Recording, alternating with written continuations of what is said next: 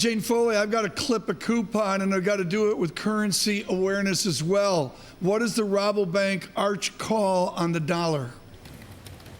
Well, again, I think our view has been a little bit different to the market consensus really for the past year and a bit, and we've been a little bit more dollar positive. And part of that is obviously related to interest rate differentials, how much the Fed does or doesn't do, and how much, of course, other central banks do on the back of that, or the back of the slower economy too. But I think a large part of the answer for the dollar, really in the medium term, is related to sentiment in emerging markets. Now, what we've seen recently is a market chasing yield pushing into emerging market again, really buoyed by the expectation of Fed easing. But what if we do get an escalation in the tensions between the US and China on trade? And we do think that is quite possible.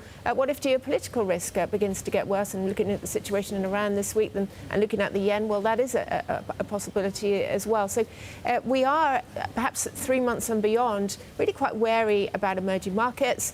If money starts to flow out of EM, well, the dollar will remain well supported. So yes, you might have the Fed cutting interest rates, but you might have the ECB cutting interest rates. And net, what we think is that the dollar could be a little bit better supported than the market consensus thinks over, say, a 3-month view, and even on a 12-month view. Even though we're expecting the Fed to accelerate its cutting in that environment, we only think euro-dollar could perhaps go back to 115, which again is below the market consensus. Well,